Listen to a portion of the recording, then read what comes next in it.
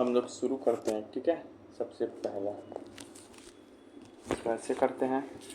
सबसे पहला क्या है कि सबसे पहला जो प्रयास होगा ना शुरुआत में अंग्रेज जो करेगा, अब एक एक आदमी लोग प्रयास करेगा। कितना आदमी प्रयास करेगा? एक एक आदमी।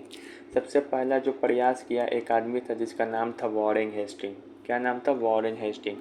वो जो है 1781, कब? 1781 में क्या किया कि कलकत्ता में मदरसा का स्थापना किया।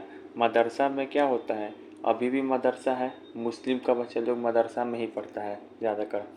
तो मदरसा में क्या है, मुस्लिम कानून जो होता है ना, मुस्लिम कानून, उसकी शिक्षा देने के लिए मदरसा का स्थापना किया है, ठीक है। मदरसा स्कूल। हाँ, मुस्लिम लोग के स्कूल को मदरसा बोलते हैं। फिर जो वॉरेन हेस्टिंग है, एक और चीज़ का भी स्थापना किया था, एशियाटिक सोसाइटी ऑफ बंगाल 1784 में। ये वॉरेन हेस्टिंग इसका स्थापना क्यों किया था? तो इसका जो स्थापना है ना, विलियम जोन्स की मदद से किया था वॉरेन हेस्टिंग। इसका उद्देश्य क्या था कि जो भी हमारा प्राचीन इतिहास है ना, जो भी हम लोग का इतिहास था, पुराना इतिहास सब था, उस सब का अध्ययन करना कि पहले भारत का लोग कैसे रहता था, क्या करता था। इसका एक और काम था, ये ट्रांसलेट करता था।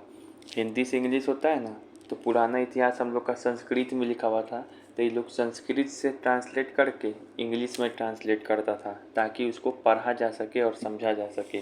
उसी में जो है ट्रांसलेशन क्या हुआ, भगवत गीता का नाम सुने हो, उसका संस्कृत से इंग्लिश में हुआ। कौन किया? तो विल्कन्स किया। कौन किया? विल्कन्स के लिया।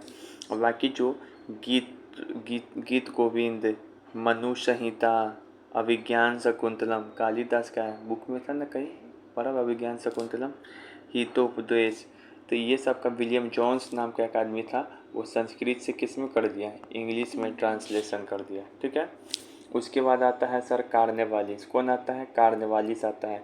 कार्नेवालिस क्या करता है? बिल्कुल 1781 के 10 साल जोड़ेंगे तो 1791 आएगा, 91 आएगा, 10 साल। उसके 10 साल बाद क्या किया? ये संस्कृत कॉलेज का स्थापना किया। क्या किया? संस्कृत कॉलेज का स्थापना। कहाँ पे किया? बनारस में।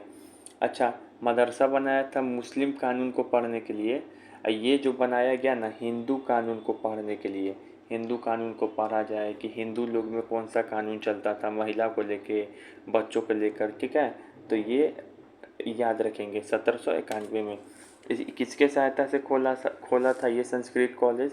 तो जोनाथन डक्कन, जोनाथन डक्कन नाम का एक आदमी था, उसके सहायता से खोला।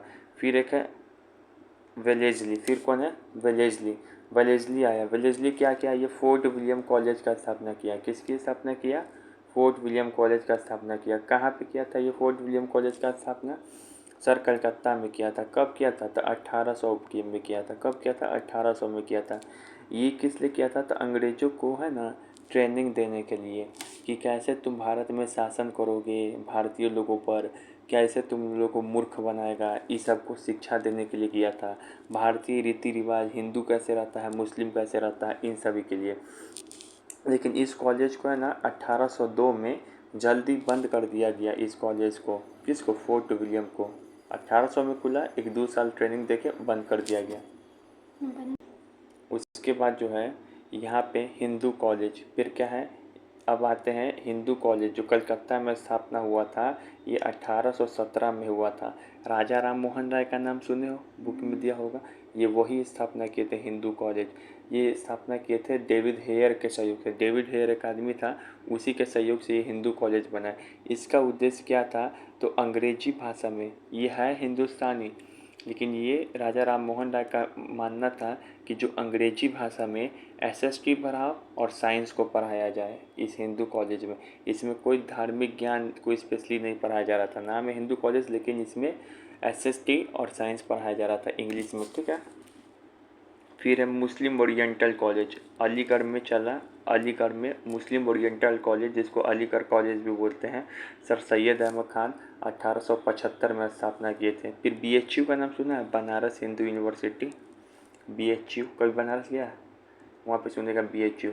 इसका स्थापना ना 1916 में हुआ था, लेकिन इसका स्थापना सबसे पहले सेंट्रल हिंदू यूनिवर्सिटी के रूप में एनी बेसेंट नाम की एक महिला थी, वो 1898 में की थी। फिर इसी का नाम आके हो गया BHU, इसी का नाम आके हो गया BHU उसकी, ठीक है, ये हो गया। तो उसका जो मदन मोहन मालवीय है, सबसे पहले ये BHU के लिए पता है, धान पहले जुगाते हैं, धन जुगाते हैं ना 1893 में मोमेरेंडम जारी करते हैं BHU के लिए। 1893 में मदन मोहन मालवीय कि स्कूल खुलेगा BHU, तो धन चाहिए ना, तो इतना धन अच्छा से जुगाते हैं, जमा करते हैं, इसके लिए जो गांधी जी इनको मदन मदन का उपाधि देते हैं, ठीक है। और ये BHU का जो है ना उद्घाटन कौन करता है, तो लॉर्ड हार्डिंग करता है। कौन करता है? Lord Hardinge. फिर एक महिलाओं के लिए स्कूल खुला, तुम लोगों के लिए स्पेशली महिलाओं के लिए सबसे पहला स्कूल खुला था, उसका नाम था बैथुन स्कूल। क्या नाम था? बैथुन स्कूल।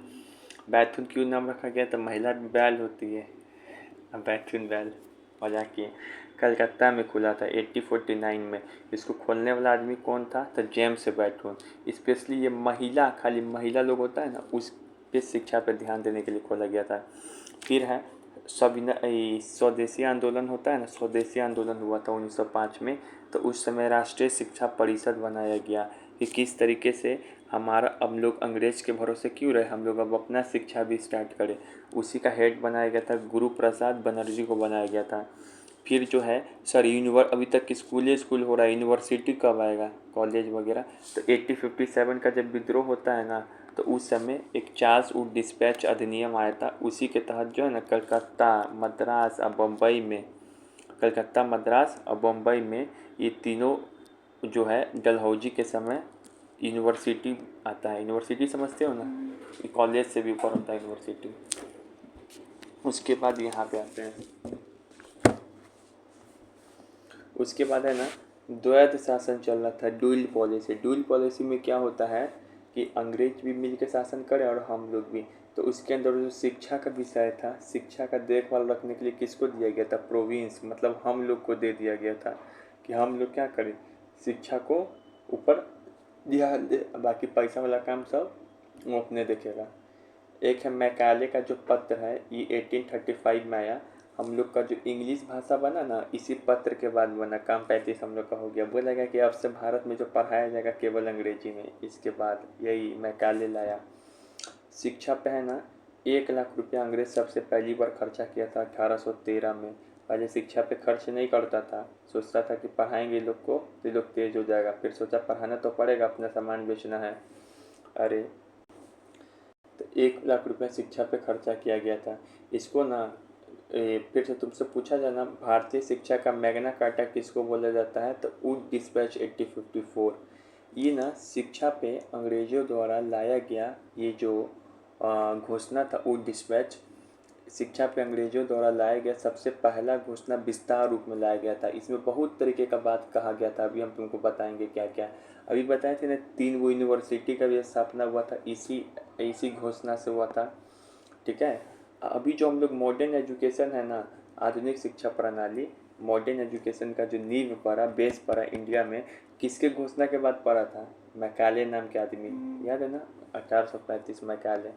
अब आते हैं वुड डिस्पैच। क्या है वुड डिस्पैच? वुड डिस्पैच के बारे में बता ही दिए कि ये शिक्षा से संबंधित क्या है, बहुत ही विस्तृत बात दिया गया था इसमें। 1854 में आया था, जस्ट 1857 के क्रांति होने वाला था ना, उससे पहले। वुड डिस्पैच इसका नाम क्यों पड़ा? तो वुड डिस्पैच है ना एक आदमी था जो पश्चिमोत्तर प्रांत है ना, उसका लेफ्टिनेंट गवर्नर था। अब बोर्ड ऑफ कंट्रोल है जो व्यापार चलाता था, व्यापार करता था, उसी का अध्यक्ष था, ठीक है ना। ये आया था डलहौजी के समय, जो उस समय वो यहाँ पे शासन कर रहा था, गवर्नर वो था डलहौजी। इसको भारतीय शिक्षा का मैग्ना कार्टा कहते हैं। क्यों कहते हैं? तो इसमें क्या है ना कि जो पाश्चात्य शिक्षा है, मतलब कि जो अंग्रेजी शिक्षा है, ये क्यों बोला गया? तो ये जो आया घोषणा, इसमें अंग्रेजी शिक्षा को क्या किया? ये भी समर्थन कर दिया। लेकिन बोला अंग्रेजी शिक्षा का तो समर्थन करते हैं कि अंग्रेजी भाषा में पढ़ाया जाएगा, लेकिन साथ ही यहाँ पर अरबी, फारसी, संस्कृत भाषा का भी उपयोग किया जाएगा बच्चों को पढ़ाने के लिए। तो वो कैसे? तो वो बोला गया वुड डिस्पैच में, जब तुम हायर क्लास में जाओगे ना, तो तुमको अंग्रेजी में पढ़ाएंगे हम लोग, और जब तुम लोअर क्लास में रहोगे, निचला स्तर के क्लास में, तो देसी भाषा में पढ़ाया जाएगा। मतलब संस्कृत हो तो हिंदू हो तो संस्कृत में, मुस्लिम हो तो अरबी फारसी में। समझ में आया? हिंदी में नहीं पढ़ाया जाता? हिंदी में भी। धर्मनिरपेक्ष शिक्षा, फिर इसमें बोला गया था ना वो डिस्पैच में धर्मनिरपेक्ष शिक्षा दिया जाएगा। बोला था कि हम भले अंग्रेज होके ला रहे लेकिन इसमें ऐसा नहीं सिखाया जाएगा कि ईसाई को मानो हिंदू को छोड़ दो।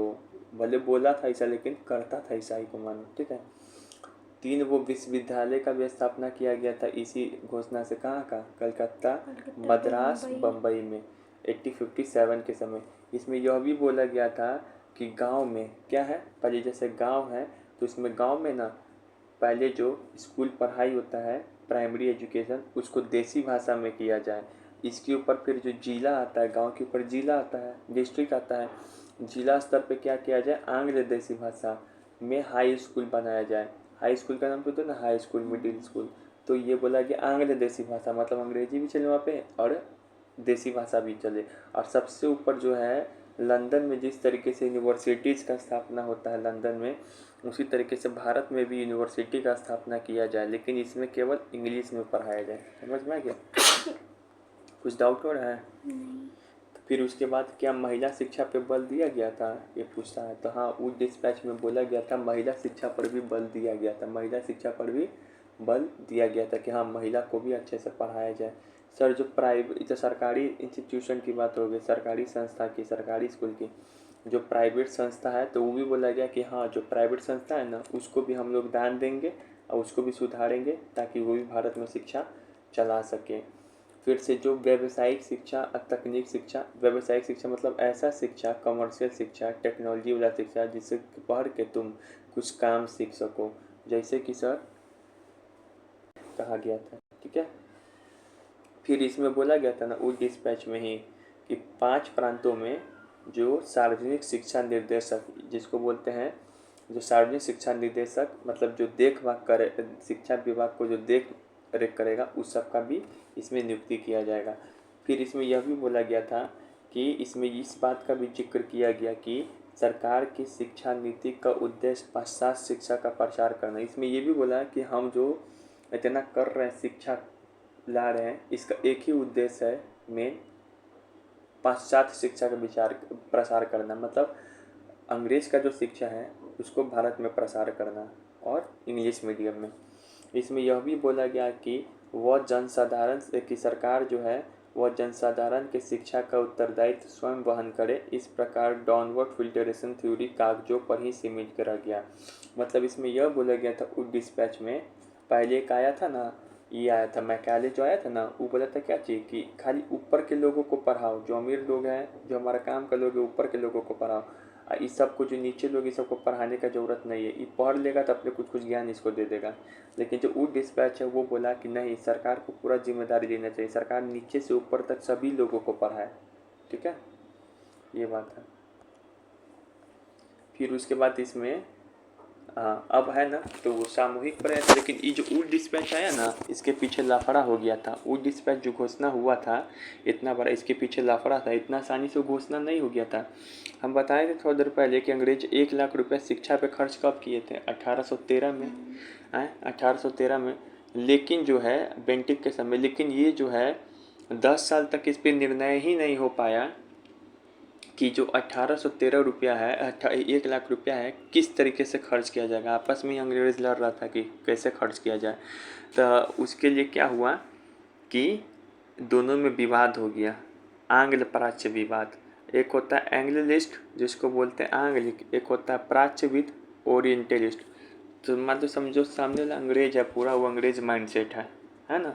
उसमें कौन कौन शामिल था, राजा Ram Mohan Roy, ट्रेवेनियर, Macaulay, Munro, एल्फिस्टम, James मिल। ये लोग का मानना था ना एंग्लिस्ट का कि शिक्षा का जो माध्यम है यहाँ पे जो शिक्षा दिया जाए केवल अंग्रेजी भाषा में दिया जाए। तो याद है मैकाले भी तो बोल रहा था इंग्लिश में शिक्षा दिया जाए। राजा राम मोहन राय भी तो खुला था हिंदू कॉलेज, इंग्लिश में ही पढ़ा रहा था हर एक चीज़। फिर से उसके बाद मुनरो आता है, एल्फिस्टन आता है, जेम्स मिल, ट्रेवेनियल है, ये सब नाम तो नहीं सुने हो। तो ये लोग भी बोलता है कि खाली अंग्रेजी में शिक्षा दिया जाए, और वो भी कैसा शिक्षा दिया जाए, खाली उधर का शिक्षा जाए, भारत का कोई ज्ञान नहीं दिया जाए। जबकि ये जो आया था ना ओरिएंटलिस्ट जिसको प्राच्यविद बोलते हैं, ये लोग का मानना था कि नहीं, यहाँ पे जो शिक्षा दिया जाए भारत में वो भारतीय भाषा में दिया जाए, अरबी, फारसी, संस्कृत, ये सब में दिया जाए। ठीक है। तो भाषा को लेकर विवाद हो गया था। इसमें कौन कौन शामिल था? एस.टी. प्रिंसेप। एस.टी. प्रिंसेप, ये प्रिंसेप है ना, ये बोला कि हिंदी में पढ़ाओ हमको। प्रिंसेप बोला हिंदी में पढ़ाओ। ये अंग्रेज था लेकिन ये बोला था कि हिंदी में पढ़ाओ बच्चों को। लॉर्ड मिंटो, फिर वॉरेन हेस्टिंग, याद है ना, वॉरेन हेस्टिंग याद है, मदरसा का स्थापना किया था पहले। अब मदरसा में तो हिंदी में ही पढ़ाना, उर्दू फारसी में पढ़ाना पड़ेगा, तो हुआ ना, देसी भाषा का वकालत किया। जोनाथन डंकन, याद है, जोनाथन डंकन की सहायता से कार्नवालिस ने संस्कृत कॉलेज बनाया था। ये बोला था कि संस्कृत में पढ़ाया जाए। फिर एक और भी है एच विल्सन, इसका नाम भी याद रखो, जिसे नेट में ही इस बार पूछा था। जो एच विल्सन है या एस.टी. प्रिंसेप है, ये सब हम लोग का माइंडसेट वाला था क्या देसी भाषा में पढ़ाया जाए। ठीक है, सवाल पूछेंगे ना तो अपने समझ में आएगा। तो जब अब क्लियर हो गया कि कौन क्या चीज़ को लेकर लड़ाई था, तो इस लड़ाई को सुलझाने के लिए ना 1823 में एक कमेटी बना जिसका नाम था general committee on public instruction. General committee on public instruction. अब ये बना कमेटी 1823 में। 1823 तक इस 1 लाख रुपया कहाँ खर्चा करना है इस बात का विचार नहीं हो पा रहा था, लेकिन इसके बाद ये कमेटी बना, इन सब दोनों का बात बोला और ये कमेटी बोला कि तुम्हारा बात नहीं माना जाएगा, तुम जो पहले से किया सो किया, अंग्रेजी ही पढ़ाया जाएगा। तो मैकाले क्या हो गया? जीत गया। मैकाले क्या हो गया इस विवाद में? जीत गया। और मैकाले जीत गया इसी अंग्रेजी पढ़ाता था। हाँ, अंग्रेजी भाषा में, हर एक भाई अंग्रेजी भाषा में। मैकाले जीत गया, खासकर हायर स्कूल में। छोटा मोटा नीचे का शिक्षा है वो देसी भाषा, इसका नाम लोग को अंग्रेजी पढ़ना पड़ा। तो मैकाले जीत गया, सेकंड मैकाले को गाली बको। मैकाले जीत गया, यहीं से आधुनिक शिक्षा का नींव पड़ा। समझ में आ गया? मज़ा आया? तो यहीं पे बोला कि अंग्रेजी, देखो अंग्रेजी भाषा शासकों की, राजाओं की भाषा है, इसका भारत में भी अंग्रेजी भाषा पढ़ाओ। और मैकाले इतना हरामी था, ये बोला था कि खाली ऊपर के लोगों को पढ़ाओ, ऊपर के लोग पढ़ लेगा तो अपना बाल बच्चा को, नीचे का गरीब उरीब को खुद पढ़ा देगा, यानी सब पे पैसा खर्चा करने की ज़रूरत नहीं है। इसके बाद ही वो डिस्पैच जो अभी नियम बताए थे 1854 में आया था, तो इसी में ना तब रखा गया था। 1857 में आया था। नहीं, इसके तहत जो यूनिवर्सिटी स्थापना किया गया वो 1857 में। तो इसी में तो बात कहा गया कि मेरा शिक्षा फैलाने का एक ही उद्देश्य है, हम जितना ताम झाम कर रहे हैं केवल अंग्रेजी शिक्षा का प्रसार करना और वहाँ का शिक्षा पढ़ाना, यहाँ का जो कि अकबर कौन था, बाबर कौन था, वो सब नहीं पढ़ाना है। ठीक है, उसके बाद जो है उसके बाद देखो वो बहुत मज़ा आएगा। अब शिक्षा आयोग भी बनाया गया। आयोग क्यों बनाया जाता है? तो जो अधिनियम बनाया, घोषणा किया, उसकी जांच करने के लिए क्या वो सही से काम हो रहा है कि नहीं हो रहा है। तो हंटर आयोग सबसे पहला आयोग बना था। हंटर आयोग इस शिक्षा के क्षेत्र में अंग्रेजों द्वारा बनाया गया सबसे पहला आयोग है। ये 1882 में बना था, रिपन के समय। 1882 में बना था, रिपन के समय। इसका काम था जो वुड डिस्पैच था, घोषणा, बहुत बड़ा घोषणा हुआ था, वो जो 1854 में आया था, उसका रिव्यू करना। रिव्यू करना मतलब उसको देखना कि क्या ये चीज़ सही से काम कर रहा है कि नहीं कर रहा है। तो हंटर आयोग आया था वुड डिस्पैच का रिव्यू करने। लेकिन जो हंटर आयोग आया था ना, इसको कहा गया था कि तुम्हारा काम है ना केवल जो है प्राथमिक शिक्षा यानी कि प्राइमरी और मिडिल शिक्षा जो होता है, माध्यमिक शिक्षा, उस पर ही ध्यान करना। तुमको ये नहीं देखना है कि यूनिवर्सिटी में क्या हो रहा है नहीं हो रहा है, तुमको नीचे नीचे देखना है। तो ये बोला ठीक है भाई, हमको जो बोलेगा वही काम किए। उसके बाद आया सैडलर आयोग 1917 में। इसको बोला गया ना, इसको बोला गया कि तुम जाओ, तुमको यूनिवर्सिटीज़ में भी दे रहे हैं हम कि चेक करके आओ कि यूनिवर्सिटी में अच्छा से पढ़ाई हो रहा है कि नहीं हो रहा है। तो ये सैडलर आयोग बोला सब चीज़ ठीक ठाक है, लेकिन जो इंटरमीडिएट का पढ़ाई होता है यानी कि माध्यमिक शिक्षा, उस पर विशेष ध्यान दिया गया। इंटर होता है ना, उस पर बोला गया कि उस पर विशेष ध्यान दिया जाए, उसमें सुधार करने की ज़रूरत है। फिर उसके बाद ना सार्जेंट समिति बना। ये जो है भारतीय द्वारा बनाया गया। सार्जेंट नहीं, उससे पहले है वर्धा आयोग। क्या है? वर्धा आयोग 1937 में। वर्धा आश्रम की स्थापना किया था। वर्धा में सेवाग्राम आश्रम 1935-36 में। उसी समय 1937 में वर्धा आयोग बना। ये जो आयोग बना ना, अब हम लोग अपने तरफ से बना रहे, गांधी जी बनाए कि हम लोग देखते हैं क्या हम लोग के यहाँ शिक्षा अच्छा से हो रहा है कि नहीं हो रहा है। तो वर्धा आयोग आया 1937 में। इसका एक और नाम था इस वर्धा आयोग का, नई तालीम। क्या नाम था? नई तालीम। इसको ना महात्मा गांधी ने इसको लाया था, इस वर्धा आयोग को, वर्धा रिपोर्ट को। इसमें ना बेसिक एजुकेशन जो होता है, कम से कम इतना एजुकेशन तो मिल जाए लोगों को कि खुद अच्छा से पढ़ उठ ले। इसी एजुकेशन पे, बेसिक एजुकेशन को ध्यान में रखने के लिए लाया गया था। और ये सारा बात जो होता था ना, बेसिक एजुकेशन कैसे मिलना चाहिए भारतीय को, ये गांधी जी अपना एक पत्रिका में, न्यूज़पेपर है हरिजन नाम का पत्रिका, उसी में ये छापते थे। इसमें बोला गया ना पहला बात कि 6 से 14 साल का जो बच्चा होता है ना, उसको तो पढ़ना ही पढ़ना है, भारत में अनिवार्य कर दिया गया और फ्री में पढ़ाया जाएगा उसको। और जो शिक्षा है ना, वो मातृभाषा में दिया जाएगा। जब मदर टंग हिंदी में, ये उर्दू में, जबकि लोग हमको अंग्रेजी करा रहा था अभी, ये बोले मातृभाषा में दो शिक्षा। It was the first national plan of education in India by Indians. ये पहला नेशनल प्लान है राष्ट्रीय स्तर पे जो इंडिया अपने बारे में सोच रहा है। पहले तो हम लोग के बारे में दूसरा सोच रहा था प्लान। काम करके सीखने पे बल दिया गया। इसमें बोला गया कि शिक्षा ऐसा होना चाहिए जिससे कुछ काम मिले और खेलकूद में सीखे हम लोग शिक्षा, ठीक है। वर्धा समिति का अध्यक्ष है ना, अभी जो कमेटी बनाया था गांधी जी, ये वर्धा, लेकिन इसका जो अध्यक्ष बनाया गया, प्रेसिडेंट हम सिखा दिए वहाँ बैठ के, जाकिर हुसैन जो मेन होता है सभी आदमी में, उसको बोलते हैं अध्यक्ष, तो जाकिर हुसैन को बनाया गया। यहाँ पर इसमें ये भी बोला गया था कि पहला 7 साल तक 6 से 14 तो पढ़ना है ही। अब पहला 7 साल जो शिक्षा मिलेगा ना सभी को, वो एकदम फ्री शिक्षा मिलना चाहिए पूरे भारत में। सरकार उसको एक भी पैसा नहीं लेना चाहिए।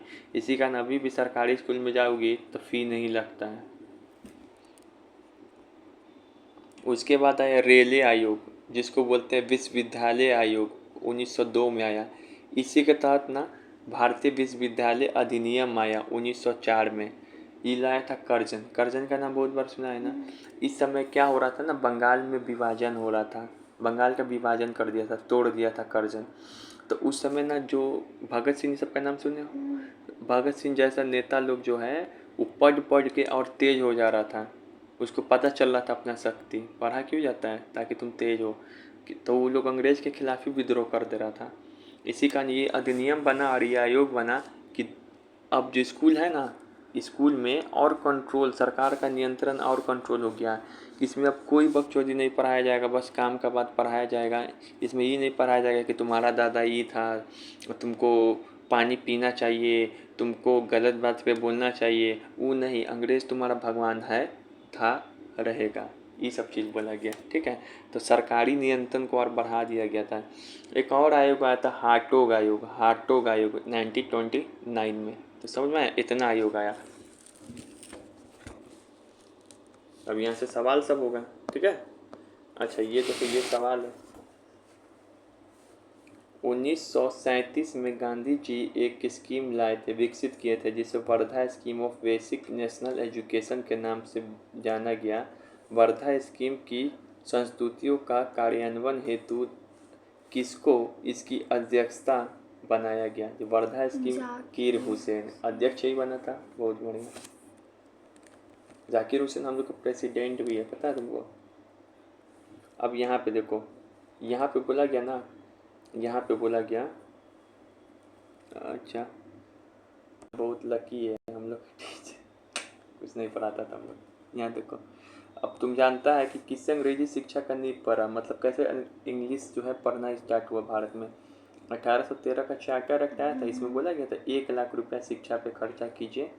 फिर general committee of public instruction 1823 आया था, इसमें ये बात बोला गया था कि विवाद हो रहा था, तो विवाद होने से पहले इसका गठन किया गया था, विवाद होने से पहले कि कैसे इस विवाद का समाधान होगा। फिर उसके बाद जो है प्राच्यवाद और आंग्लवाद विवाद नहीं हुआ था इस दोनों में। हम लोग कौन थे इसमें? प्राच्यवाद थे। इसके कोई नाम बताओ, एक को नाम याद आ रहा है? ST. Prinsep, H.J. Wilson, Cornwallis, Jonathan Duncan, याद है? इसमें आंग्लविद में वो नाम बता दो तुम कम से कम, जो बहुत फेमस है, जो अंग्रेजी का समर्थन कर रहा था। मैकाले, बहुत बढ़िया, मैकाले हो गया। और एक था राजा राममोहन राय, अंग्रेजी वाला, और एक था जेम्स मिल था, ठीक है। इतना नाम। अब ये बताना है तुमको कि भारत में पाश्चात्य शिक्षा मतलब अंग्रेजी शिक्षा, इसकी शुरुआत वास्तविक रूप में कहाँ से हुई, एकदम बढ़िया तरीके से कहाँ से हुई वास्तविक रूप में? 1813 का चार्टर अधिनियम, 1793 का चार्टर अधिनियम, 1929 का शारदा अधिनियम, भारत शिक्षा पर मैकाले का 1793 में क्या हुआ था? चार्टर, इसमें नहीं कुछ हुआ था। तो 1813 में हुआ था नहीं, इस पे 1 लाख रुपया ही नहीं दिया गया, और क्या हुआ? मैकाले घोषणा किया था, याद है? हमने बोले थे यहीं से लास्ट ऑप्शन सिर्फ लिखा। इंग्लिश पढ़ाई होगा। हाँ, उसके बाद जो है यहाँ पे एक्स्ट्रा क्वेश्चन आ गया कि कौन सा युद्ध के दौरान जो कोहिनूर का हीरा है, कोहिनूर का हीरा था, वो ब्रिटेन को दे दिया गया। हम लोग के पास कोहिनूर का हीरा था, तभी तो भारत को कोहिनूर का हीरा बोला जाता था। कोहिनूर का हीरा क्या होता हीरा हो, कोहिनूर का हीरा, वो जो हीरा है, सेकेंड एंग्लो सिख युद्ध हुआ था ना, इस युद्ध में हम लोग दे दिए किसको? ब्रिटेन को दे है? दिए। क्यों दे दी? हार गए थे हम लोग, पंजाबी लोग हार गया था तो दे दिया। फिर है प्राच्यवाद का मुख्य दृष्टिकोण कौन था, क्या था? प्राच्यवाद हम लोग थे, वो लोग क्या बोलना चाह रहे थे? वो लोग बोलता था भारतीय, सिर्फ अंग्रेजी पढ़ाई होगा, हम लोग बोलते थे सिर्फ। हम लोग प्राच्यवाद है, वो लोग आंग्लवाद था। हाँ, तो वो लोग बोलता था ना सिर्फ इंग्लिश हम पढ़ाई लोग क्या होगा, बोलते थे? हम भारतीय लोग बोलते भाषा थे भारतीय भाषा पढ़ाई और होगा। साहित्य के माध्यम से, ठीक है, तो यही होगा। फिर यहाँ पे ये बताओ कि 1823 में, याद है, general committee of public instruction, इससे कौन सा विवाद हुआ था? 1823 में इसके बीच में विवाद हुआ था ना, हाँ। ये विवाद हुआ, तो इससे उत्पन्न हुआ कि रुको हम सुलझाएंगे। फिर फाइनली इस किसको जीत दे दिया इसमें से? ये हाँ, इंग्लिश बहुत बढ़िया। फिर उसके बाद है एंग्लिश गुट का नेतृत्व ब्रिटिश भारत में कौन कर रहा था? एंग्लिश, इसमें से एंग्लिश कौन है, पहचानो तो। एंग्लिश पहले पहचानो, क्या है? लॉर्ड अंग्रेजी। मैकाले। हाँ, ये इंग्लिश है, बाकी सब प्रिंस हो गया, वो बोला हिंदी में पढ़ाओ। जोनाथन डंकन संस्कृत कॉलेज का स्थापना किया था। वॉरेन हेस्टिंग, ये भी क्या था?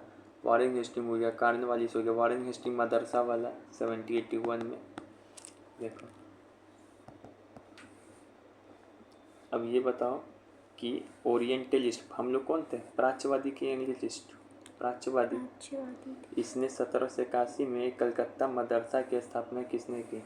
मदरसा कौन बनाया था?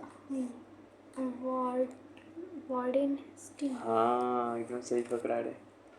ये तो फोर्ट विलियम बनाया था बेलेजली, जिसमें अंग्रेज को ट्रेनिंग दिया जा रहा था। 1802 में ही बंद हो गया था। तुम पूछे क्यों बंद कर दिया गया था?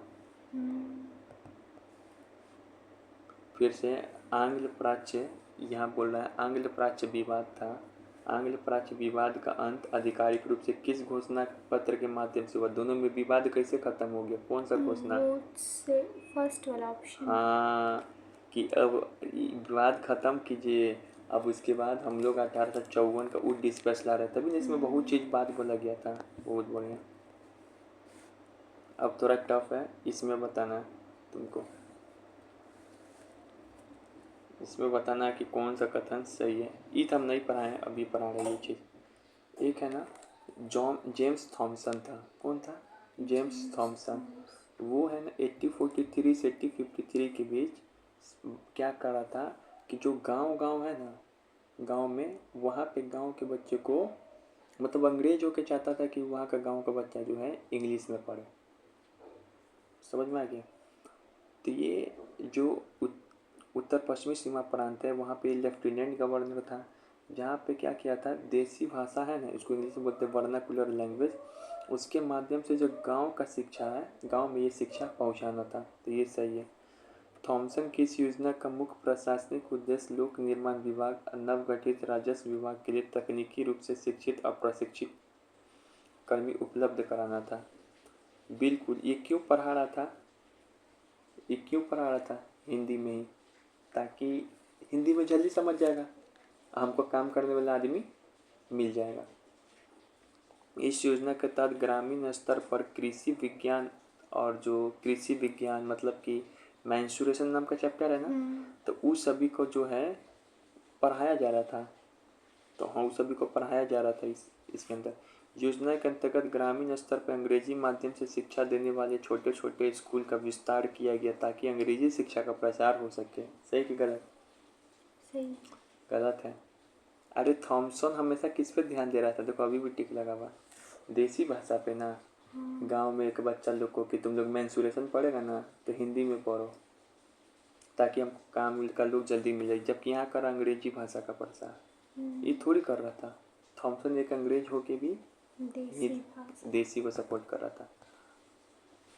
तो ये थॉमसन योजना जिसमें मेंसुरेशन ये सब भी पढ़ा रहा था। ठीक है। अच्छा ये बताओ, ये तुम बता सकते हो कौन सा जो शैक्षणिक संस्था है पहली बार महिलाओं के लिए कॉलेज शुरुआत की? ये याद है हमको। बैथुन। कब हुआ था स्थापना? 1849 कलकत्ता में। ये तो कोई दिक्कत नहीं है यहाँ पे आजा। अब ये भी तुम बता सकते हो, भारतीय विश्वविद्यालय अधिनियम आया था 1902, रेले 21 ले लाया गया था। तो हम बताए थे कि इसकी लॉर्ड कर्जन लाया था। क्यों? उसमें कुछ चेंजिंग करने के लिए बोले तो ऐसे बॉक्स बना के आपको इस बकचोदी नहीं पढ़ाया जाएगा कि तुम्हारे दादा ये थे वो थे, क्योंकि इस समय क्रांतिकारी घटना भारत में बहुत बढ़ रहा था। तो उसमें कोई ऐसा चीज़ नहीं पढ़ाया जाए जिससे कि लोग तेज हो जाए। और सभी स्कूल पे क्या किया गया, सरकारी जो नियंत्रण है, कंट्रोल, इसको बढ़ा दिया गया था। इसने राष्ट्रवादी गतिविधियों को रोकने के लिए बोला था ना, इसकी गतिविधि रोके जाए। इसको जो राष्ट्रवादी लोग वहाँ पे पनप रहे, राष्ट्रवादी मतलब हम लोग जो अपने राष्ट्र के बारे में सोच रहे उसको रोका जाए। सही है। इसके कारण जो है इस आयोग के कारण ही तो 1904 में विश्वविद्यालय अधिनियम आया था। ठीक है।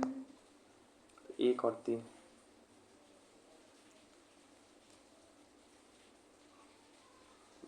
विश्वविद्यालय।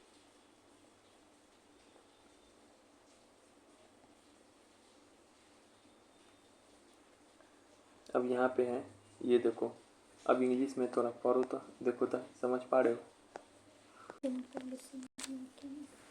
लॉर्ड कर्जन पता है? एक रिपोर्ट लाया था यूनिवर्सिटी कमीशन 1902। यूनिवर्सिटी को क्या बोलते हैं? विश्वविद्यालय। कमीशन को सर हिंदी में आयोग। क्यों लाया था? डिसेंट्रलाइजेशन करने के लिए। डिसेंट्रलाइजेशन मतलब होता है ना, पावर को कम करना। ऐसे कहीं भी शब्द देखोगे तो डिसेंट्रलाइजेशन मतलब अपने पावर को कम करना। अपने पावर को कम करने के लिए आ रहा था? नहीं, सेंट्रलाइजेशन अपने पावर को बढ़ाने के लिए। बताया तो इस पर नियंत्रण करने के लिए। तो सेंट्रलाइजेशन शब्द का मतलब होता है अपना पावर को बढ़ाना, और डिसेंट्रलाइजेशन मतलब होता है अपने पावर को कम करना। मतलब कि चलो अब ये बताओ कि विश्वविद्यालय आयोग की नियुक्ति कब की गई थी? अभी तो बताएं 1902। अधिनियम कब बना था इस आयोग से?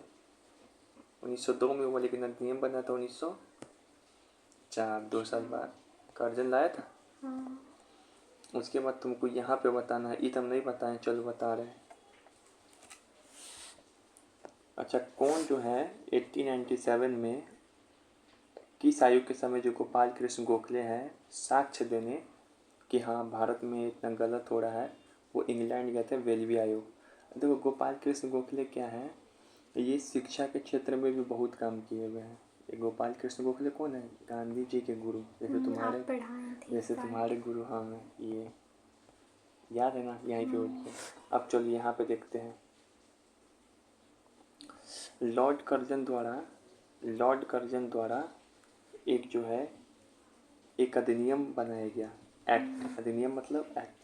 तो गोपाल कृष्ण गोखले इस ऐसा कौन सा एक्ट है जिसको बोलते हैं प्रतिगामी उपाय, यानी कि रेट्रोग्रेड मेजर, मतलब कि भारतीय शिक्षा को पीछे ले जाने वाला उपाय। बताओ कौन सा होगा, अंदाजा लगाओ। ये यूनिवर्सिटीज एक्ट, इसकी आलोचना किए, बोले कि तुम इसके माध्यम से क्या कर रहे हो, भारतीय के ऊपर कंट्रोल लगा रहे हो। ये असल में कंट्रोल लगा के तुम भारतीय शिक्षा को क्या कर रहे हो, और पीछे ले जा रहे हो। ठीक है। तो कौन कहा था, कौन विरोध किया था इसका? गोपाल कृष्ण गोखले। आपको ये भी याद होना चाहिए कि 1905 में क्या किया था, बंगाल का विभाजन, तोड़ दिया था बंगाल को। और इस समय जो गोखले हैं 1905 में कांग्रेस के प्रेसिडेंट भी रह चुके हैं। ठीक है। अच्छा, ये बताना है, बहुत अच्छा क्वेश्चन है, ये तुमको नहीं बताया लेकिन बता रहे। ब्रिटिश भारत में जब हम लोग गुलाम थे, कल आज़ाद होंगे, तो उसमें शिक्षा नीति पर सरकारी प्रस्ताव किस वर्ष पारित किया गया? गवर्नमेंट प्रस्ताव को क्या बोलते हैं? रिजोल्यूशन। प्रस्ताव को क्या बोलते हैं? Resolution on education policy. तो पूछा जा रहा है शिक्षा पे प्रस्ताव कब किया गया? तो 1913 में सरकार लाया। इसमें क्या बोला गोपाल कृष्ण गोखले? रुक जा, तेरी में 13 से तेरी में ऐसी की तेरी कर, ऐसी की तैसी करूँगा, ऐसी की तैसी करूँगा। कैसे? तो बता रहे हैं, देखो क्या है। गोपाल कृष्ण गोखले द्वारा जो प्राइमरी एजुकेशन है, बोला कि तू हम लोग को प्राइमरी एजुकेशन किसी भी तरह फ्री में देगा, तुमको देना ही पड़ेगा, तुमको देना ही पड़ेगा। ठीक है, हम लोग को फ्री में पढ़ाओ। लेकिन सरकार क्या किया? यही रिजोल्यूशन 1913 में पास किया और इसमें बोला गया कि हम तुमको प्राइमरी एजुकेशन तो फ्री में नहीं दे सकते हैं, ठीक है ना, लेकिन इसमें कुछ कुछ क्या कर सकते हैं? रियायत दे सकते हैं, लेकिन फ्री में तो हम नहीं पढ़ाएंगे। याद है वर्धा कमेटी में भी तो बोला गया था पहला 7 साल सभी बच्चों को फ्री में पढ़ाना है। अच्छा, ये अचानक से ये बात कहाँ से आ गया था गोखले जी के मन में बात कि फ्री वाला? अभी गोखले जी सीन में थे, अचानक से आ गए। कैसे? तो देखो क्या हुआ था, 1906 की बात है। वहाँ पे एक बड़ोदरा नाम का जगह है, रियासत, जहाँ पे राजा लोग रहता था, गुजरात के आसपास का जगह है। वहाँ पे क्या किया गया, जो प्राइमरी एजुकेशन है ना, ये राजा लोग वो अनिवार्य कर दिया। बोला गया कि अब मेरे राज्य में जो भी रहेगा सबको जो प्राइमरी एजुकेशन है पढ़ना ही पड़ेगा। ठीक है। अब इसी को देखा देखी ये जो राष्ट्रवादी नेता लोग हैं जैसे गोपाल कृष्ण गोखले, ये लोग मांग करने लगा, अरे ये तो अच्छी बात है, पढ़ेंगे तो हम लोग और विकसित हो जाएंगे, तो क्यों नहीं सरकार पर प्रेशर डाला जाए और यहाँ पे भी जो प्राथमिक शिक्षा है, प्राइमरी एजुकेशन भारत में क्या किया जाए, लागू करवा दिया जाए। तो इसी प्रेशर में जो सरकार है, गोपाल कृष्ण गोखले है, सरकार पे प्रेशर डलवाया और बोला कि प्रेशर डलवाया तो 1913 में जो है प्राइमरी एजुकेशन को अनिवार्य कराने के लिए बात रखा। लेकिन सरकार क्या किया? इनकार कर दिया। क्या किया कि हम बच्चों को मुफ्त और अनिवार्य शिक्षा नहीं दे सकते हैं। क्या किया? मना कर दिया। क्या किया? मना कर दिया।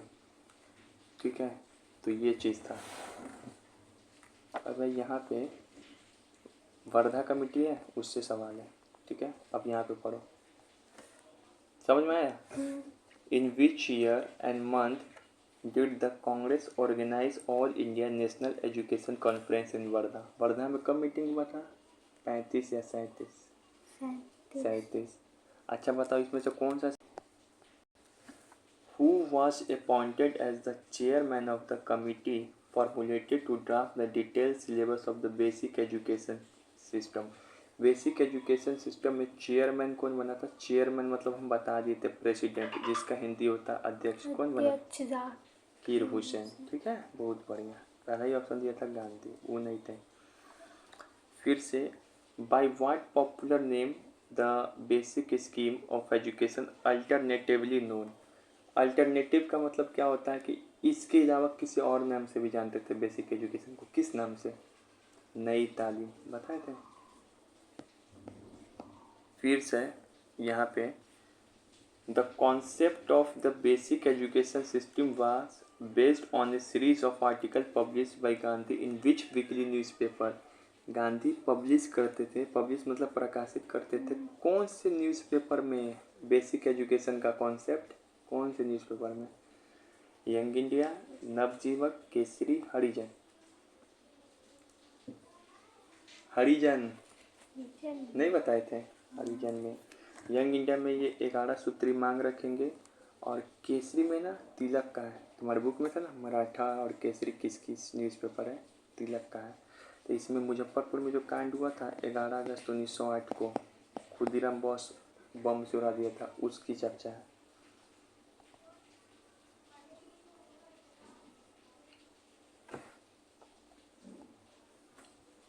ये तो हो ही गया। फिर ये बताओ, ये तुमको बताना ही पड़ेगा समझ के क्या लिखा हुआ है, पढ़ दे रहे एक बार। अरे यार,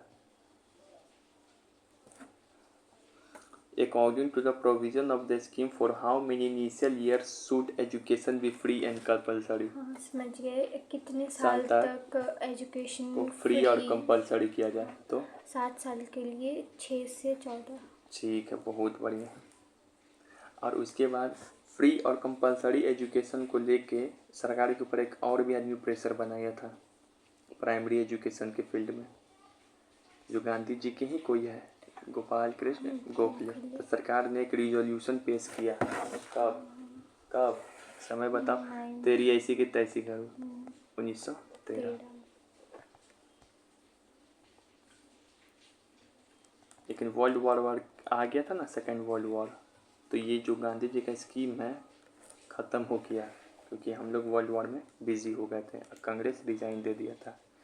अब सार्जेंट योजना पे सवाल, जो 1944 में आया था, इसमें है कितना लोगों को फ्री और कंपलसरी एजुकेशन की बात कहा गया था, इसमें भी 6 से 14 साल। फिर से जो सार्जेंट योजना आया था ना, इसमें एक टाइमलाइन सेट किया गया था सार्जेंट योजना में कि अगले अभी से लेके 40 साल तक के अंदर में, यानी कि 1984 तक पूरे भारतीय को कुछ ना कुछ हम लोग पढ़ा के रहेंगे। हम लोग अपनी तरफ से प्लान बनाए। तो सार्जेंट योजना में क्या बोला गया था कि 6 से 14 साल के बच्चों को निःशुल्क अनिवार्य शिक्षा मिले, प्राथमिक शिक्षा, और अगले 40 साल यानी कि 1984 तक हम लोग हर एक लोगों को लिटरेट बना कर रहेंगे। ठीक है,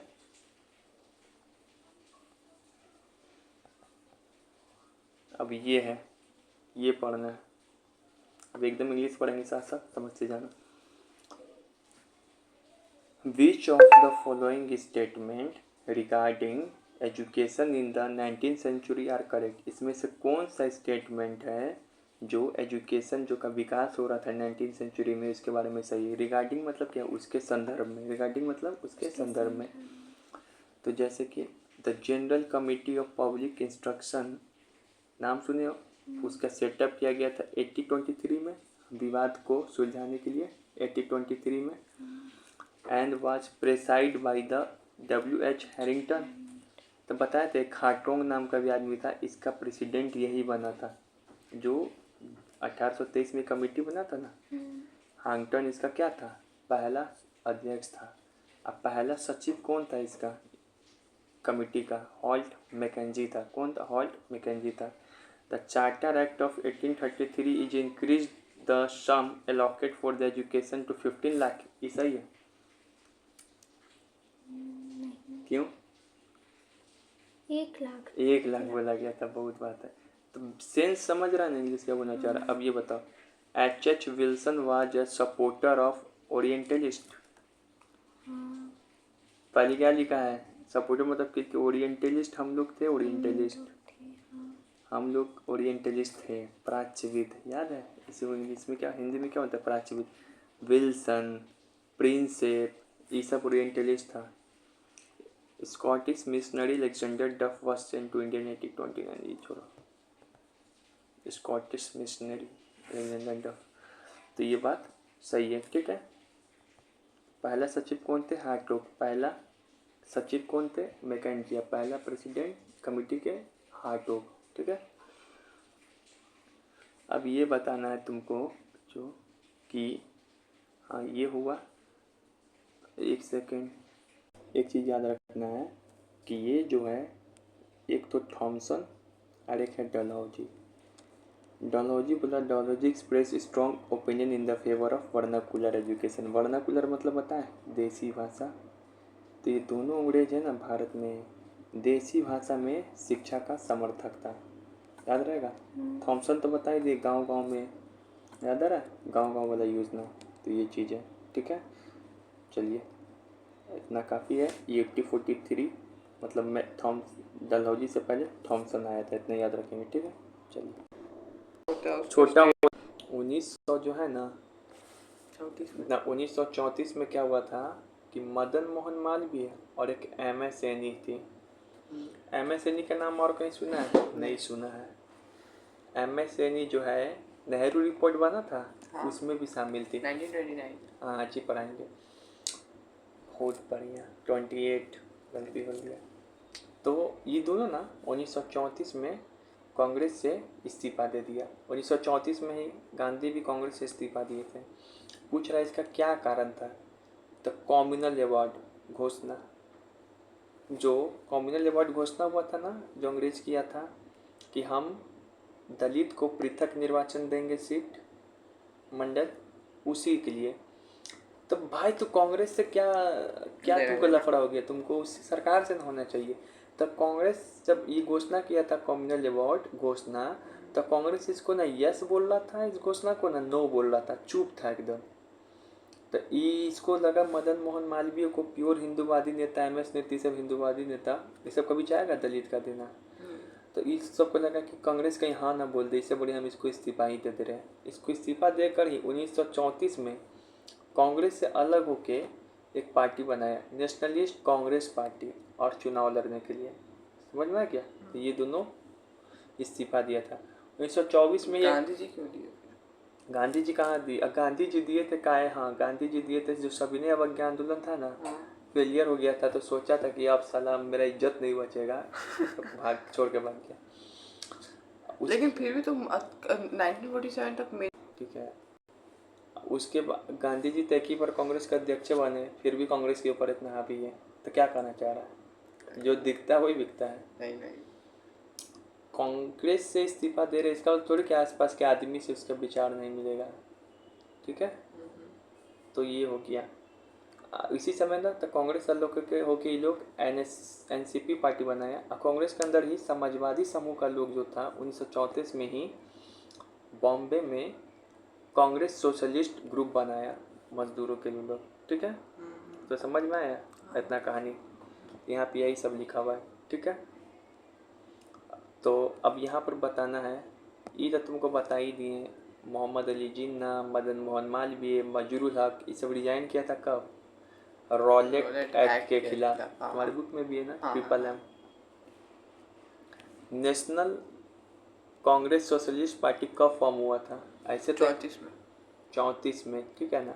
1999 में भी हुआ था आज़ादी के बाद, लेकिन आज़ादी से पहले भी फॉर्म हो चुका था 34 में। कौन कौन किया था?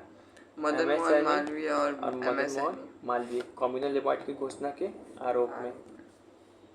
फिर है Ranjit Guha is a famous scholar of which of the following studies. सवालटन, तुम नहीं समझेगा इसका मतलब क्या है। ग्रुप होता है हिस्टोरियन का। एलिमेंट्री एस्पेक्ट ऑफ पीजेंट इन सर्जेंसी, ये बुक किसका है? पीजेंट्स के ऊपर जो भारत में सबसे ज़्यादा लिखा है ना, वो रंजीत गुहा है। किसान के ऊपर, किसान कैसे विद्रोह में भूमिका निभाए, उसके ऊपर जो लिखता है वही रंजीत गुहा है आदमी। 1857 का क्रांति हुआ, कोई बोला चर्बी बोला, कोई कुछ बोला, तो कौन बोला था कि ये पीजेंट्स के कारण हुआ है, एग्रीग्रियन सोसाइटी के कारण हुआ है सबसे ज़्यादा? रंजीत गुहा। ठीक है, ये चीज़ रंजीत गुहा को सवाल्टन का जनक भी बोला जाता है। ठीक है, फिर से ब्लिंकट हिस्टोग्राफी, ये टर्म किसके द्वारा दिया गया? रंजीत गुहा। ब्लिंकट हिस्टोग्राफी का मतलब होता है कि सब लोग किसान पर ध्यान नहीं दे रहा था, कोई कह रहा था कि इसके कारण हुआ, कोई इसके कारण, तो सब का आलोचना करते हुए एक टर्म दिए ब्लिंकट हिस्टोग्राफी। मतलब किसान की भूमिका 1857 के रिवॉल्ट में, चाहे कोई भी क्रांति में किसान की भूमिका होती है, वही रंजीत गुहा दिए टर्म। गलत बात है। अब यहाँ पे है बताए थे कि पीजेंट्स के ऊपर जो आप ध्यान दीजिएगा किसी भी रिवॉल्ट में, उसको क्या बोलते हैं? सवाल्टन अप्रोच बोलते हैं ना। मौर्य में मौर्यन सिस्टम था, उसमें ना अनंत पाल को पढ़ाया भी एक बार तुमको कि फ्रंटियर एरियाज का सीमांत पाल बोला जाता था, जो दरबारी गेट पर रहता था। एक शब्द यहाँ पे नगर विग्रह, क्या नगर वहेरिका। नगर वहेरिका जुडिशियरी होता था, अभी जुडिशियरी को समय नगर वहिका बोलते थे, नगर से न्यायाधीश। ठीक है, फिर से ये लाइन किसने बोला? The going of the Vivekananda marked out of the master as the heroic soul destinated to take the world between his two nation in change. मतलब विवेकानंद का इतना तारीफ कर रहा है, awake not only survive but conquer, जागे हैं न केवल जिंदा रहने के लिए बल्कि छेद देने के लिए भी। अरविंदो घोष बोला था, क्या फैन था क्या? हाँ। अब यहाँ पे जो है सबसे पुराना ग्रामर बुक पूछा जाए ना हिंदी का कौन है, तो पाणिनि का अष्टाध्यायी। लेकिन प्राकृत एक लैंग्वेज होता है जिसमें बुद्ध भगवान लोग भाषण दिए हैं। जब मौर्यन के समय कौन भाषा होता होगा, अशोक के समय? तुमको नहीं, यही सब बताना चाहिए। तुमको लगता होगा संस्कृत, सबको लगता है 99% आदमी को प्राकृत बोला जाता था। तो वही प्राकृत भाषा में सबसे पुराना भाषा कौन है, पुराना ग्रामर का बुक कौन है? पत्रिका परीक्षा। ठीक है, अब यहाँ पे आ ही गया, यहाँ पे कि इच्छा छोड़ो, यहाँ पे ये आते हैं, ये बहुत मस्त क्वेश्चन है। यहाँ पर तुमको बताना है अर्थशास्त्र में वर्णित कौटिल्य का मंडल सिद्धांत के बारे में कौन सा सही है। कौटिल्य का नाम सुना है? एक सिद्धांत दिया था मंडल सिद्धांत। पता है क्या दिया था? वो बोला था कि निकटम पड़ोसी राज आपका शत्रु है। बोला कि आपका राज है, आपके आसपास जो भी है ना वो शत्रु है। क्या है? आपको स्वाभाविक रूप से आपको शत्रु मानना है कि कभी भी आप पे कब्जा कर सकता है। ये मंडल सिद्धांत है। फिर ये भी बोला था शत्रु का शत्रु दोस्त होता है। लाइन सुना है? हाँ, यही लिया मंडल सिद्धांत में। मंडल सिद्धांत एक स्थित और नैतिक रूप से तटस्थ अंतर्राष्ट्रीय व्यवस्था मानता है। मंडल कमीशन था। हाँ, तो मंडल सिद्धांत है नहीं, ये जो है स्थिर और नैतिक तटस्थ मतलब क्या होता है? ना हाँ बोलना ना बोलना, ऐसा थोड़ी है। ये तो बोल ही रहा है कि तुम्हारा सामने वाला शत्रु है, तुम कभी भी अपना फॉरेन पॉलिसी बनाने के लिए कभी भी रेडी रहो, तटस्थ नहीं रहो। ठीक है, स्थिर नहीं रहो, मतलब कि ना इधर ना उधर। ठीक है ना। फिर से बीजिगुसी यानी कि जिसको बोला जाता है भावी विजेता, जो भविष्य में जीतेगा, उस राज को चक्र के केंद्र में रखा है। बिल्कुल, एक इसमें मंडल सिद्धांत अभी और बताएंगे। इसमें बोला था कौटिल्य कि जो भी भविष्य में जीतेगा ना राज, वो हमेशा केंद्र में होगा, बाकी इसका शत्रु ही सबके आसपास में होगा। इसी में से चुनना है कि तुम्हारा जो शत्रु है उसका शत्रु कौन है, उससे जाके दोस्ती करो। यही बोलता है। यह सिद्धांत पूरी तरीके से कूटनीति को खारिज करता है, केवल युद्ध को ही विकल्प रूप में मानता है। नहीं, तुमको तो बढ़ा रहा है ये, कूटनीति ही तक करते रहता था ये। ठीक है, तो ये चीज़ है 1 to 4 सही है। अब देखो मंडल सिद्धांत क्या है। ये जो है हम बताए थे कि ये तटस्थ नहीं है ना। इसमें मंडल सिद्धांत तटस्थ नहीं है।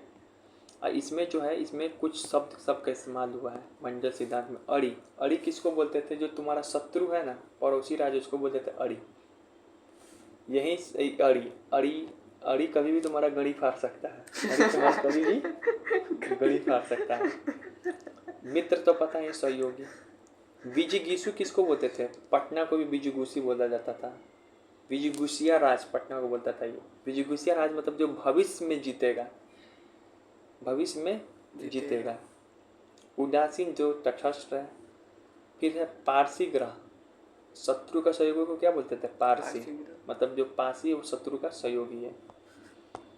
फिर इस मंडल सिद्धांत में क्या क्या कूटनीति के रूप में शांति कर सकते हो, जरूरी थोड़ी कि लड़िए लो, युद्ध भी कर सकते हो, चुपचाप तटस्थ भी रह सकते हो, गठबंधन कर सकते हो, दोहरी नीति अपना सकते हो, भेदभाव, किसी और को ज़्यादा माने किसी और को कम, आत्मसमर्पण भी कर सकते हो। देखो कितना तेज आत्मसमर्पण भी बोला करने की, मतलब हारने में भी जीत है कई बार, हारने में भी जीत है कई बार। फिर जो यहाँ पर है, लाला लाजपत राय ने अपने किस पत्र में कांग्रेस का जो सेफ्टी वॉल सिद्धांत दिया था उसका विरोध किया था? तो यंग इंडिया। ठीक है। फिर यहाँ पे हम तुमको बताए थे कि गांधी जी बताए थे, गांधी जी कब बनाए थे? All India anti untouchability league Harijan Sevak Sangh 32। उससे पहले भी वो और संघ बना था, अखिल भारतीय दलित संघ, जो कि नागपुर में बना था, 1926 में बना था। इसका पहला अध्यक्ष पूछ रहा था। अक्सर बच्चा कन्फ्यूजन हो कि अम्बेडकर को मार के आता है, नहीं, MC राजा। ये वही वो MC राजा है जो कि तुमको गोलमेज सम्मेलन में भी शामिल होगा। समझ में आ रहा है? तो अम्बेडकर था, अब ये था अध्यक्ष, लेकिन अम्बेडकर इसके विचार से सहमति नहीं हो पाए। अम्बेडकर खुद इससे अलग हो गया और 1930 में फिर इसका स्थापना कर दिया और उसका अध्यक्ष खुद बन गया इसको हटा के। फिर है पुराने ज़माने में वो शब्द यूज होता था मौर्यन के समय कि टबरजान मतलब क्या होता है? टबरजान देखो शब्द है टार्जन, ऊँट कटर, जो लकड़ी काटता था ना उसको टबरजान बोलते थे। फिर है कि ये तुम्हारे 8 का है, विच सुल्तान 7 का, विच सुल्तान ऑफ दिल्ली यूज एज कारा एज हिज मतलब कारा को किसने बेस के रूप में यूज़ किया साउथ इंडिया में कॉन्क्यूर करने के लिए। अरे तो पता है अलाउद्दीन खिलजी का होगा। बाबू है ना, जलाउद्दीन खिलजी, ये चाचा था इसका। चाचा था बाबू। तो इसको ना सूबेदार बनाया था करा का ही, तो करा को ही बेस के रूप में यूज़ किया। और जाके दक्षिण में 2096 में देवगिरी को जो लूटा था, करा को ही बेस बना कर लूटा था, क्योंकि करा का ही सूबेदार था ये। ठीक है, अब यहाँ पे बताना है तुमको, ये याद है तुमको स्वदेशी आंदोलन बहुत दिन से पढ़ा रहे। 1905 में स्वदेशी आंदोलन हुआ, उसको दमन करने के लिए करचन बहुत सारा अधिनियम लाया था। कौन कौन सा ऐसा है इसमें अधिनियम नहीं लाया था? तो वो दमन करने के लिए म्यूनसिपल नगर पालिका वाला एक अधिनियम लाया 1899 में। म्यूनसिपल एक्ट, सबसे ज़्यादा बच्चा इसमें फंसता है। भारतीय विश्वविद्यालय अधिनियम लाया, यूनिवर्सिटीज़ एक्ट 1902 में। कि साला तुम लोग मेरा ही यूनिवर्सिटी में पढ़ के इतना ना राष्ट्रवादी हो जा रहा है, साला पे कंट्रोल लगाओ यूनिवर्सिटी पे। कोई बकचोदी पढ़ाई नहीं होगा, शिवम सर से कोई बकचोदी पढ़ाई नहीं पढ़ाएंगे, केवल खाली पढ़ाओ कि अंग्रेज अच्छा था, अच्छा है, अच्छा रहेगा।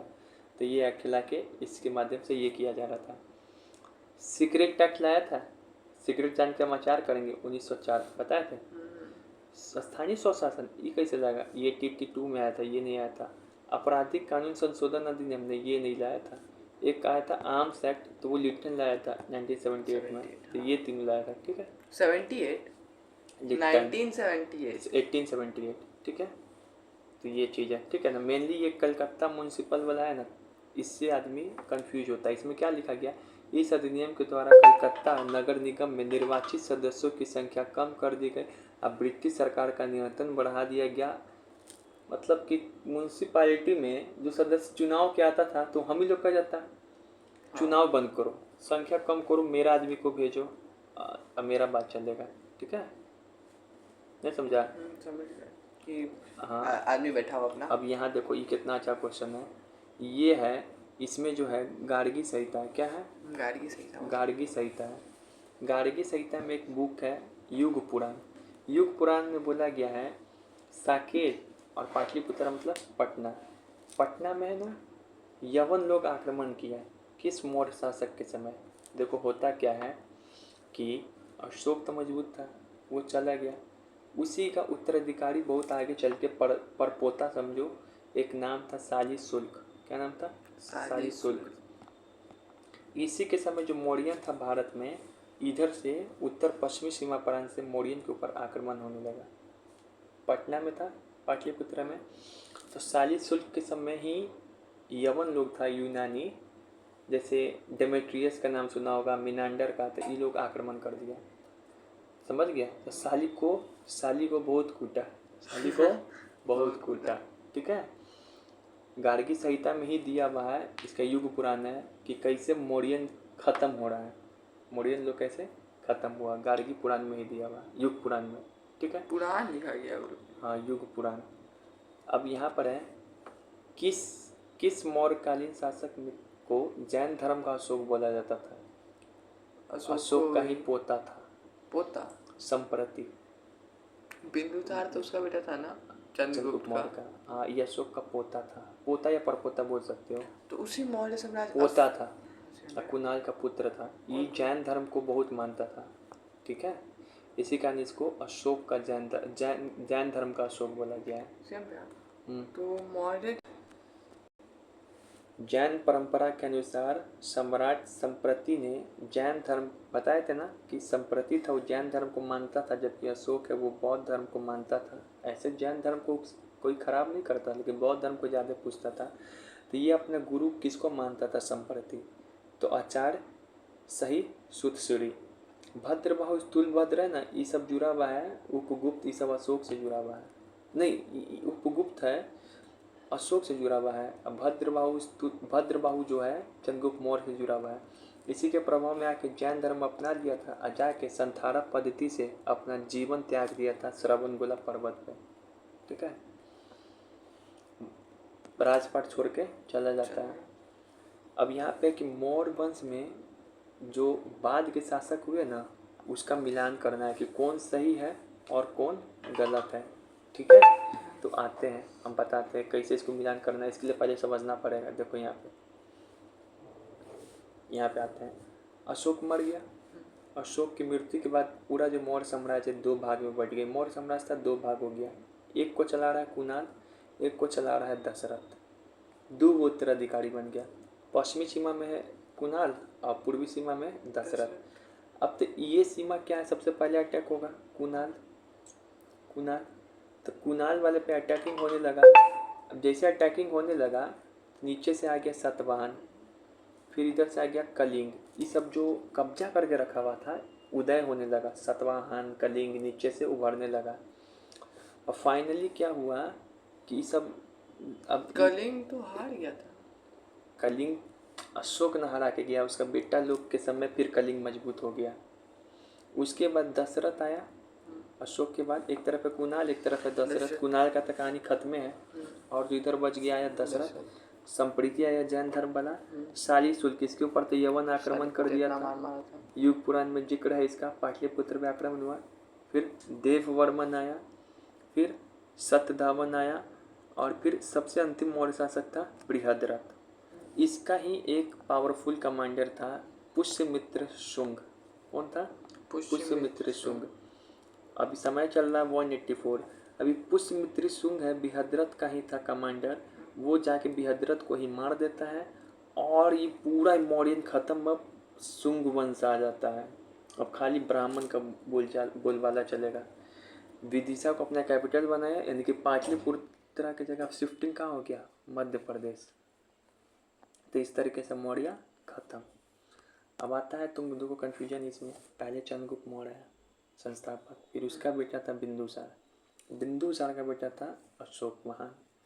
अशोक का दो उत्तराधिकारी कुणाल और दशरथ। कुणाल उस साइड वाला, दशरथ पूर्वी वाला। फिर उसके बाद आता है संप्रति जो जैन धर्म वाला। शाली शुल्क जो शाली को बहुत कूटा यवन। देववर्मन, सतधनवन और बृहद्रथ। अब इस यहाँ तक तो बच्चा को याद रहता है, यहाँ भूल जाता है। तो इसका बनाए हैं कि प्रीतिशाली देव संग वन में गई। प्रीतिशाली देव संग वन में गई। प्रीति है उसको गरिया रहे कि शाली तो देव संग वन में घूम रही है। तो प्रीति से संप्रीति, शाली से शाली शुल्क, देव से देववर्मन और सतधवन से वन से सतधवन। और सबसे लास्ट में बृहद्रथ तो याद ही रहता है। पुष्यमित्र शुंग उसी को मारा। देववर्मन अच्छा रहता था। देववर्मन ठीक है था, इसको सजा सकता है। तो शाली शुल्क क्या है? बाद में आएगा। संप्रीति तो पहले आता है। दशरथ अशोक। अब उसके बाद यहाँ पे बताना है कि भीमबेटका याद है तुम्हारे 7-6 में पुस्तक में रहता था भीमबेटका की गुफा। पूरा पाषाण और मध्य पाषाण कालीन यहाँ पे पेंटिंग मिला है। इसका खोज सबसे पहले कौन किया था? विष्णु नाम का आदमी किया था। अरे भीमबेटका नहीं सुना है? इसी तरीके से और भी गुफा है इंडिया में। भीमबेटका की गुफा कहाँ है? मध्य प्रदेश में। विष्णु वाकर खोज किया था इसका। ठीक है, तो सबसे पुरानी गुफा भारत में यही है भीमबेटका। फिर उसके बाद जो है ना अजंता भीमबेटका सबसे पहले वही से मानव आवास मिला बाढ़ को। फिर अजंता की गुफा आया। ठीक है, ये महाराष्ट्र में इसका खोज किया जॉन स्मिथ। फिर एलोरा की गुफा बना था। राष्ट्रकूट लोग इसको संरक्षण दिया था। फिर बराबर की गुफा है अपना गया बिहार जहानाबाद में, अशोक इसका यूज़ किया। फिर बाघ की गुफा डेंजर फील्ड मध्य प्रदेश में, इसको डेंजर फील्ड खोज किया। फिर बादामी की गुफा बना कर्नाटक में, चालुक्य लोग था वो बनाया था। इसका खोज किया था स्टेरलिस नाम का आदमी। फिर उदयगिरी खंडगिरी का गुफा उड़ीसा में बना। ये खारवेल बोल रहा है। कलिंग का सबसे प्रतापी राजा है खारवेल। वो जैन धर्म को मानता था। तो पूरा उदयगिरी का गुफा है ना जैन धर्म का केंद्र है अभी भी। फिर आया एलिफेंटा का गुफा। ये है राष्ट्रकूट के समय ही। एलिफेंटा अलोरा दोनों राष्ट्रकूट के समय है। ठीक है। और तो मुंबई में है ना? मुंबई में एलिफेंटा की गुफा। इसका जो खोज किया ना पुर्तगाली लोग किया था। फिर कार्ला गुफा एक, ये भी मुंबई में लोनावला में। इस सातवाहन के समय ना बुद्ध धर्म का केंद्र बना था। एक है बोरा गुफा, इसको विलियम किंग खोजा था। विशाखापट्टनम आंध्र प्रदेश में बोरा गुफा, तो ये सब गुफा है। बताओ भीमबेटका का शैल चित्र किस काल में शुरू हुआ? तो उच्च पूरा पाषाण काल में इसका शुरू हुआ। उच्च लोग पूरा पाषाण काल में चित्र, भीमबेटका में चित्र बना ऐसे ऐसे, इस सब का मीनिंग होता था ऐसे ऐसे ऐसे ऐसे, ठीक है। बादामी की खोज का श्रेय किसको दिया जाता है? बादामी की गुफा। डेंजर फील्ड तो बाघ वाला है, बाघ की गुफा। बताओ स्टेरलेक क्रैम्सिस, याद नहीं कराते? फिर यहाँ पे जो भीमबेटका किस लिए नाम पड़ा? तो यहाँ पे बोला जाता था कि पहले भीम आकर बैठता था, पांडव लोग मिलता था यहाँ पे। भोपाल के दक्षिण में है, इसी का नाम इसका भीमबेटका रखाया। फिर भीमबेटका में लगभग छोटी से बड़ी मिलाकर कुल कितना पहाड़ी है? भीमबेटका की गुफा में 700 एनसीईआरटी में दिया है, ठीक है। मजा आ रहा है? सबसे पहले अशोक में मजा आ गया होगा। भीमबेटका से जो प्राप्त हो रहा है चित्र अधिकांश किस काल के हैं? मध्य पाषाण काल। उसमें भी सबसे बेस्ट ऑप्शन उच्च पूरा पाषाण काल। भीमबेटका किस जानवर, भीमबेटका में कौन कौन सा जानवर का चित्र प्राप्त हुआ? मतलब समझ रहे, भीमबेटका की गुफा फिगर पेंटिंग दिखाएंगे। हाथी, गेंडा, भालू, जंगली सुअर, चीता, जंगली गाय, नील गाय, सांभर, बैल, अफलासी, ये भी जो रात में नहीं बोलते। फिर से अधिकांश पशु चित्रण मिलता है किसका? भीमबेटका में अधिकांश जो है झुंड में पशु को दिखाया गया एक साथ, लेकिन कुछ कुछ पशु को अकेले भी दिखाया गया। फिर से जो है भीमबेटका में जो चित्र बनता है उसकी क्या विशेषता है? तो मान लो चूहा बनाना है ना, तो नोखीला चीज़ बनाता था, ठीक है, नोखीला चीज़। और पत्थर पे चित्रकारी किया गया है, तो शैल चित्रण इसी को बोलते हैं। तो ये लोगों को क्या रॉक दिमाग में आया पेंटिंग्स होगा जो लोग पत्थर पे चित्रकारी कर रहे हैं? बताते हैं। भीमबेटका ने मनुष्य के किस चित्र की सबसे प्रभावशाली? तो घोड़े, घोड़े पे सवार होते हुए दिखाया गया है। जुलूस करता था, डांस उन्स भी करता था ना, तो उसको बना देता था। जिंगा गागा। वाद्य यंत्र बजाते थे मनुष्य, वो भी भीमबेटका को किस वर्ष यूनेस्को साइट में घोषित किया गया? 2003 यूनेस्को साइट। हम अपना दिखाएंगे कभी स्कूल वाला फोटो। भीमबेटका गुफा किस पत्थर से बना हुआ है? तो बलुआ पत्थर से। इधर सांप्रदायिक सभा का चित्र दिखाते हैं वो भी। नेहरू रिपोर्ट है, नेहरू रिपोर्ट को तैयार करने वाला समिति का अध्यक्ष कौन था? खुद था उसका बाप, सचिव बना दिया था अपने बेटा को। नेहरू रिपोर्ट में कौन शामिल नहीं था? गांधी जी शामिल नहीं था। गांधी जी बहुत जगह शामिल नहीं रहते थे, लेकिन फिर भी राष्ट्रीय आंदोलन, बहुत समिति बनता था ना, उसमें शामिल नहीं रहते थे। अब नेहरू रिपोर्ट जो बना है ना, फिर भी सब में टॉप पे नेहरू रिपोर्ट जो बना है ना, इसमें लगभग 10 लोग शामिल था। सर 10 लोग को क्यों शामिल किया गया? तो सभी दलों को मिलाकर इसमें शामिल किया गया कि जो संविधान बनेगा ना, तो सभी दल का बात सुन लिया जाए।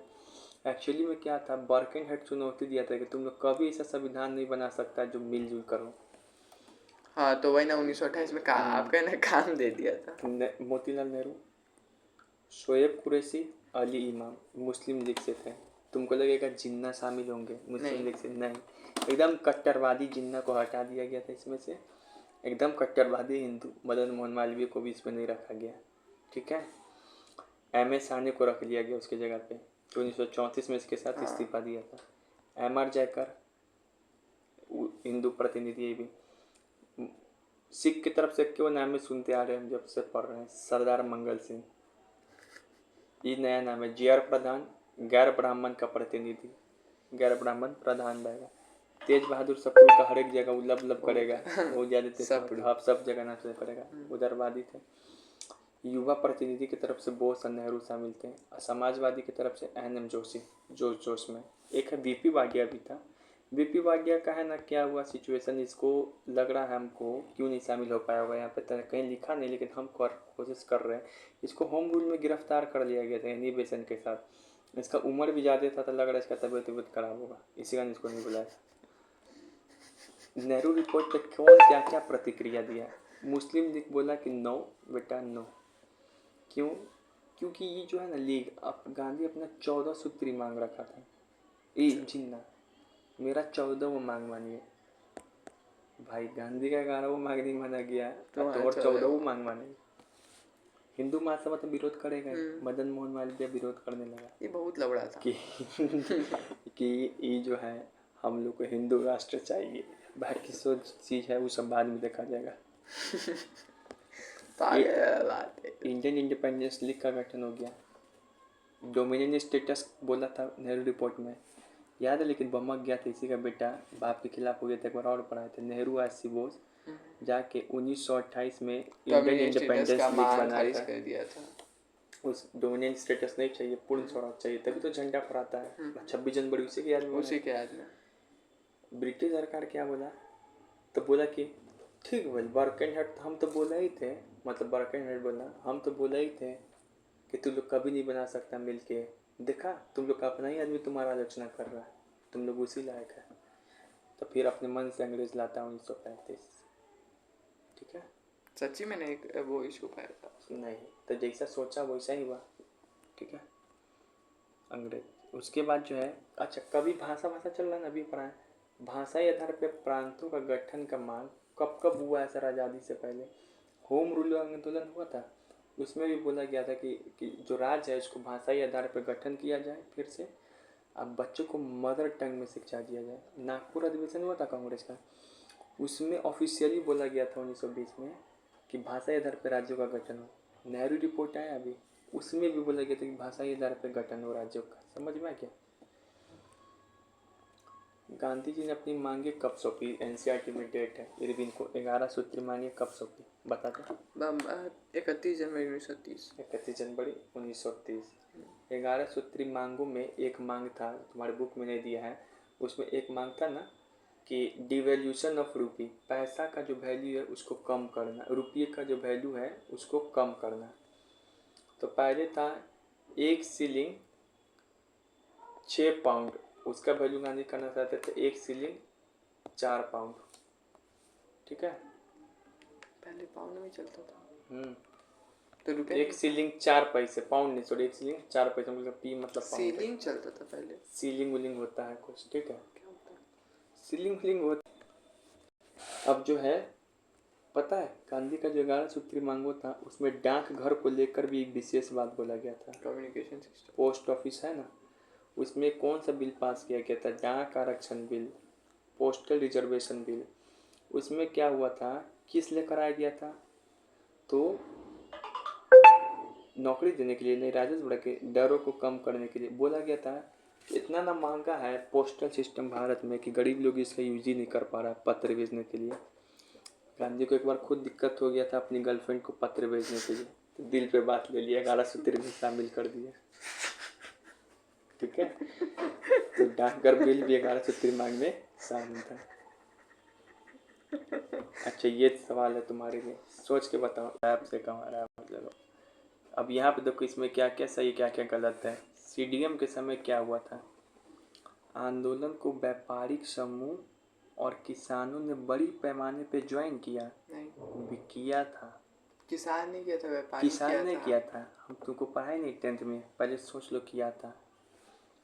आंदोलन महाराष्ट्र के बड़े पैमाने पे मजदूर विद्रोह के साथ हुआ था। महाराष्ट्र में क्या मजदूर विद्रोह बहुत हुआ था? नहीं। आंदोलन में वकील और छात्र बड़े पैमाने पे भागीदारी निभाए? नहीं। चलिए अब देखिए, पूरा 10th का है, यही पढ़ रहा है तू। अब हम बता रहे हैं, एक एक लाइन एक्सप्लेन कर रहे हैं, देखो लिख भी दिए 10th, हमको याद है कि पॉइंट तो 10th में दिया हुआ है। आंदोलन में व्यापारिक समूह और किसान शामिल हुए बड़े पैमाने पे, छोट मोट नहीं। कैसे? देखो यार, इन दोनों का नाम बताए थे, पुरुषोत्तम दास, जेडी बिरलिया जैसे उद्योगपति, कि वो शामिल व्यापारी वो हुए लोग थे। पैसा फंडिंग करते थे, ठीक है, और विदेशी सामान का आयात करते थे, ये विरोध करते थे। किसान याद है, गुजरात के पाटीदार, उत्तर प्रदेश का जाट शामिल हो गया था, बढ़ चढ़ के हिस्सा लिया था। लेकिन जब ना जावे कुछ ना मिले, ना जावे दोबारा, शुरुआत में लिया हमको पता है, लेकिन जब 1932 में फिर आंदोलन होने वाला था, सविनय अवज्ञा 2 फेज में स्टार्ट हुआ। हाँ, पहला एक तो 1931 में खत्म हो गया, एक 1932 में शुरुआत हुआ तो 1934 में खत्म हो गया। तो दूसरा मैंने बोला था ना जाबे ना कुछ बोलबे, आए तो के चलबे ना, हम से जाबे ना, लेकिन पहला में तो भाग लिया ना, वही चीज़ है। फिर जो दूसरा है, ये भी 10th के लाइन का है कि आंदोलन महाराष्ट्र के बड़े पैमाने पर मजदूर विद्रोह के साथ हुआ। नहीं, मध्य प्रदेश था। नहीं, सोलापुर में हुआ था। जो इस समय सोलापुर बॉम्बे का हिस्सा था। लेकिन पूरे मद्रास में व्यापक मजदूर विद्रोह नहीं हुआ। मजदूर शामिल हुए लेकिन महाराष्ट्र में नहीं, सोलापुर में, जो कि बम्बई का हिस्सा था। जो इंडस्ट्रियल लेबर थे उनकी भागीदारी मुख्य रूप से नागपुर वाले क्षेत्र और छोटा नागपुर के 3 खजानों वाले क्षेत्र। याद है 3 खान में लोग टोपी पहन लिया था गांधी का, छोटा काम किया गांधी टोपी पहन के। और हम बताए थे आंदोलन में वकील और छात्रों को बड़ी पैमाने पे भागीदारी थी। नहीं, वकील और छात्र मतलब क्या है, सब इंटेलेक्चुअल वर्ग आ गया, पढ़े लिखे लोग। तो जिस तरीके से पटापट जो असहयोग आंदोलन में सब इस्तीफा दे रहा था अपना वकालत से, बच्चा स्कूल छोड़ के भाग जा रहा, वैसा सब इन्हें CDM में नहीं हो पाया। अरे पढ़ा लिखा लोग एक बार ना आंदोलन में जाएगा, बार बार थोड़ी ना जाएगा हैं, ये चीज़ है। तो बुद्धिजीवी लोग उसमें ज़्यादा भूमिका थे। हाँ, इसमें किस वर्ग का ज़्यादा दिखाई पड़ता, महिला उसमें से ज़्यादा इसमें थी। ठीक है, अब हो गया इतना।